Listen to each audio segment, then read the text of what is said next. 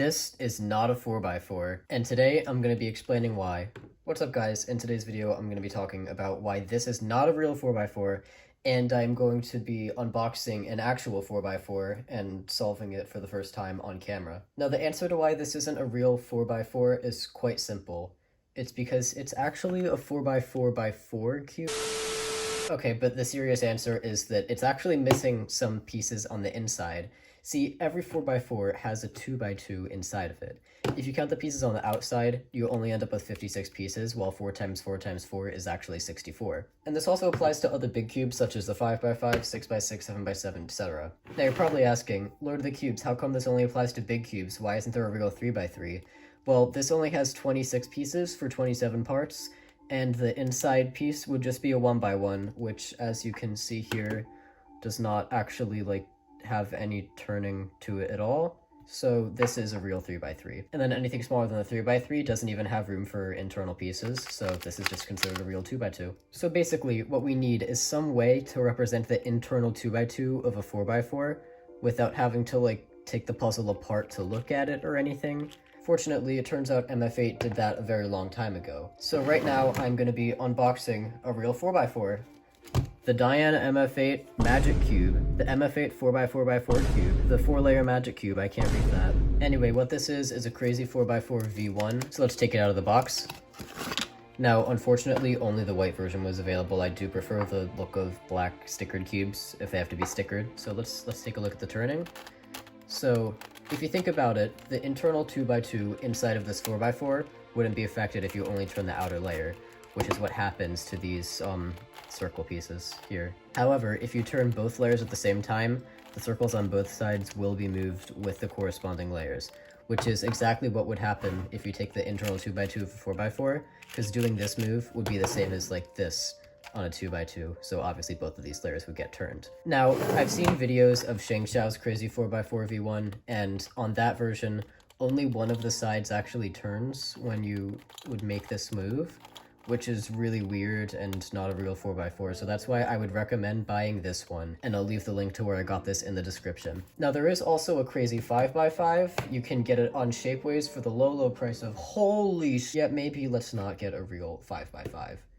And I'm pretty sure there's also a real 6x6 that someone made, but I have no idea whether it's, available. Anyway, so as the name suggests, this is part of the Crazy Cube family, which I happen to have one right here, because I, believe it or not, planned to make this video ahead of time. This is the Crazy 3x3 that I unboxed a few weeks back, and, it's pretty much the same concept, except the circles on the outer pieces, because circles in the middle would do nothing. Now this is basically that, but with a circle on the centers to make it, a real puzzle. And as you can see on the box, DaYan MF8 also made a crazy 4x4 V2 and V3, just like Shengxiao did.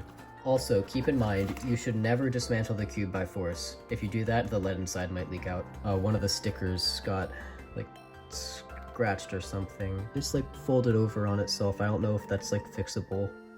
Oh, that sucks. But hey, I have a real 4x4. This is awesome. Now, before I go ahead and scramble this, I do want to make some predictions about how I think the solve will be.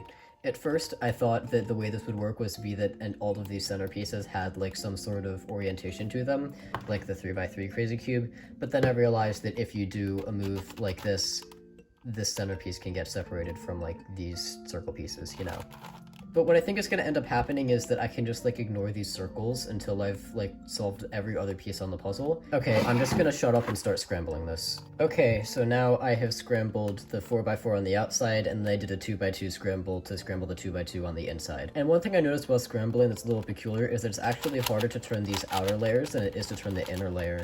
It's actually really smooth. So I guess the first thing we should do is just, a normal 4x4 solve, which I used the Yao method, and that's what I'll be using here, because why not? I think this is my first cubic puzzle that has a white body, so this is my first cubic puzzle that has black stickers, and this is only just occurring to me now. This is the 171st cube in my collection, and it's my first one to have white body, black stickers. Now I've got the black and yellow centers done, that's step one. Ooh, black and yellow, yeah, let's shake it up a little. I was talking to a guy the other day who used to know how to solve Rubik's Cubes, and he doesn't anymore. But I told him I had a Rubik's Cube YouTube channel, and he said that I'm gonna be the next J-Perm, and I was like, I wish. But hey, you guys can help my dream come true by hitting the subscribe button and liking this video. If you think that real 4x4s should be mass-produced again, comment the word panda. But don't just say the word panda, make it actually make sense in the context of your comment. It'll be funny. The turning on these outer layers is pretty bad, but we finally got all these centers done. It's weird, you'd think the turning would be worse on the inside because that's where the circles are, but they're not. And with that, we have the rest of the cube solved, just not these center pieces. Oh my, I'm an idiot. So you know how I said that I thought that these corner pieces would be paired up kind of like they are on the crazy 3x3? Well, what I didn't realize is that they can be separated just by doing a move like this. If you take this blue circle piece opposite to this orange one and you move it in that direction at all, it's undone.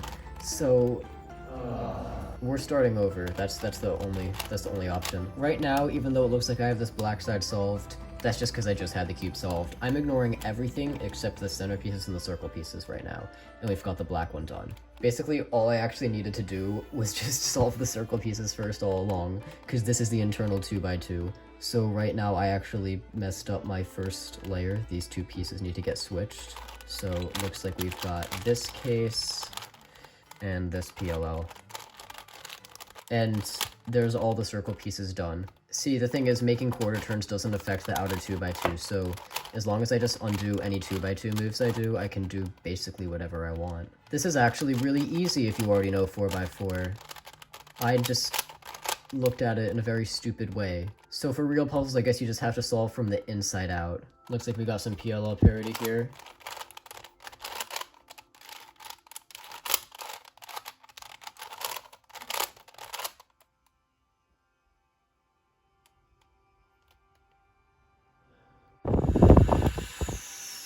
Okay, because of these centerpieces, we can't just do our normal PLL parity algorithm. I just found that out the hard way. So what we're gonna do instead is just, flip some edge pieces around manually. Yeah, I mean, I destroyed, pretty much all my progress, but I did fix parity. Oh! Okay.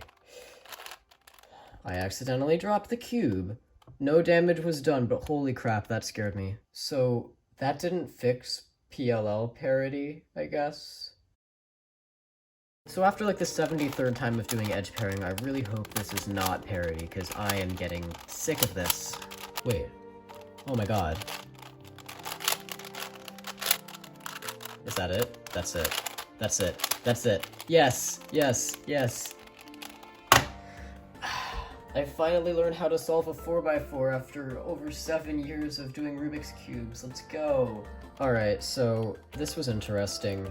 I guess the way to fix parity is to just, redo edge pairing and hope for the best. But anyway, that was me solving a real 4x4. That took me probably, a little over half an hour to do. Anyway, thank you for watching this video. Please subscribe for more puzzle theory. And this is Lord of the Cubes, signing off.